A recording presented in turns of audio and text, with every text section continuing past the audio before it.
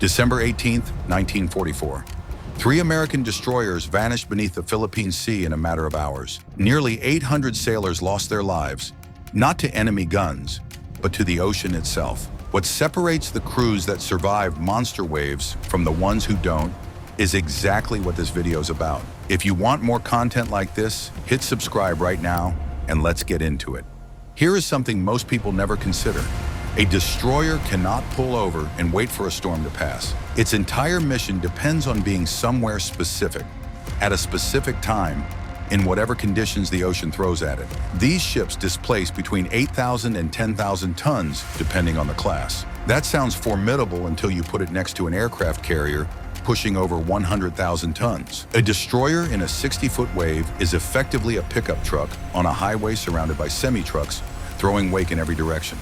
The physics are brutal, and every sailor aboard knows it. The Arleigh Burke class, which forms the backbone of the modern American surface fleet, stretches nearly 510 feet long and runs on gas turbines that push it past 30 knots. At that speed, hitting a large wave generates impact force comparable to a high-speed vehicle collision, except the vehicle weighs thousands of tons and carries 300 people. The margin between controlled transit and catastrophe is razor thin, and the crew has to manage it in real time, without pause, for as long as the storm lasts. No event has shaped how the Navy approaches destroyer storm operations more than Typhoon Cobra. On December 18, 1944, Admiral William Halsey's Third Fleet was operating northeast of Samar in the Philippine Sea when what meteorologists initially flagged as a minor disturbance exploded into a full typhoon with almost no usable warning. By morning, hurricane-force winds were tearing across the water and waves were stacking to terrifying heights. The destroyers USS Hull, USS Spence, and USS Monaghan had been running at high speed and were critically low on fuel. With their ballast tanks partially empty, there was not enough weight below the waterline to keep them stable. When the full force of the typhoon hit, all three rolled past the point of no return and capsized. Nearly 800 American sailors went to the bottom of the Philippine Sea that day, not from combat, but from a storm the fleet failed to properly read or prepare for. Meanwhile, the carriers USS Monterey and USS Cape Esperance were fighting their own desperate battles nearby. Aircraft had broken loose on the hangar decks and erupted into flames. A young naval officer named Gerald Ford, who would later serve as President of the United States, was aboard the Monterey and described his ship losing steering entirely while the crew battled fires inside mountainous waves. Both carriers survived, largely because their sheer mass and stability design gave them options the destroyers never had. Every protocol that today's destroyer crews follow before a storm hits, every ballast procedure and watertight check and weather intelligence system exists because of what those 800 men taught the Navy with their lives. Today's destroyers are not the fuel-depleted, lightly ballasted ships that sank in 1944. Naval engineers have spent decades solving the stability problem without sacrificing the speed and agility that makes these ships effective. The foundation of that solution lies in the relationship between a ship's center of gravity and its center of buoyancy. Think of it this way. The center of gravity is where all the ship's weight effectively pulls downward. The center of buoyancy is where the water pushes back up. On a well-engineered destroyer, as the ship begins to roll in one direction, the buoyant force pushing upward shifts outward, creating a corrective moment that pushes the ship back toward level. The further it tips, the harder that force works to right it. It is essentially a self-correction built into the geometry of the hull itself. Modern destroyers also use a knife-like bow designed to slice into wave faces rather than ride up and over them, which drastically reduces the pounding force transmitted through the hull. Combine that with active gyroscopic stabilizers and computer-controlled ballast systems that redistribute weight between tanks in real time, and you have a ship that handles seas which would have destroyed earlier designs. But no engineering eliminates the ocean's power. That is where the crew's training takes over.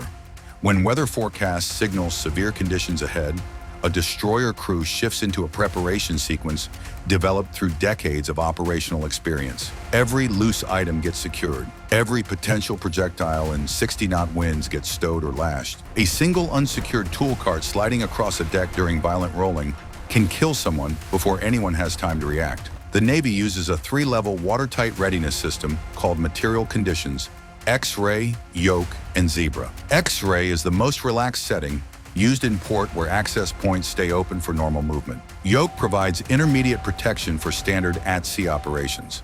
Zebra is maximum security. When zebra is set, every door, hatch, and opening throughout the entire ship closes and seals.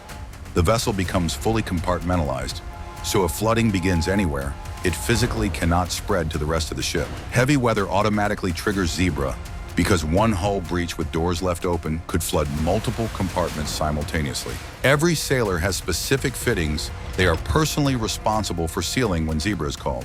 They drill it constantly because when a real storm closes in, there is no time to remember and no room for hesitation. Before we go further, take a quick second to hit that like button and subscribe. Over 98% of viewers watch without subscribing, and it genuinely makes a massive difference to this channel. We appreciate you. While the crew locks the ship down, the bridge team is working the weather picture. Modern destroyers receive satellite imagery, computer-generated wave models, and continuous updates from weather routing services. The commanding officer makes critical decisions about course and speed based on all of it. Taking waves directly on the bow, called heading into the seas, is generally the safest approach because the hull slices through rather than taking the full rolling stress of waves hitting from the side. Beam seas, where waves strike directly from port or starboard, create maximum rolling motion and structural stress. Skilled commanders avoid beam seas at almost any cost. When the weather finally closes in, the ship changes personality. The steady sounds of normal operations get replaced by groaning metal, rushing water, and wind screaming past the superstructure.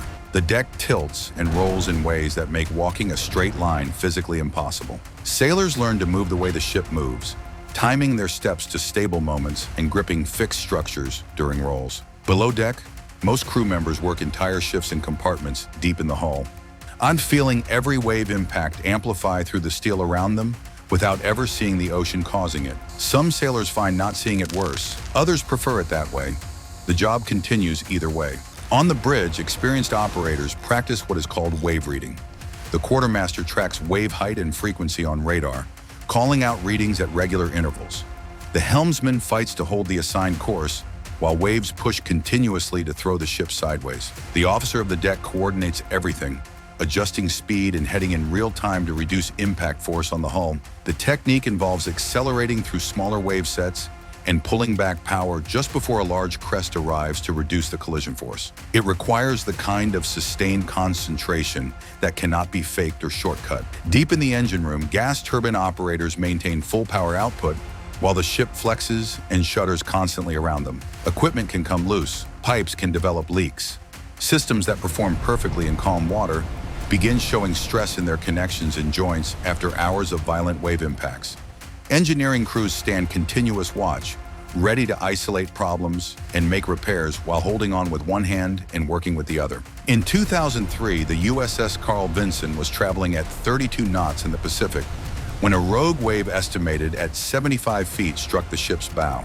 A rogue wave is not an ordinary storm wave. It forms when independent wave systems converge at the same point, stacking on top of each other without warning and creating a temporary wall of water with devastating concentrated force.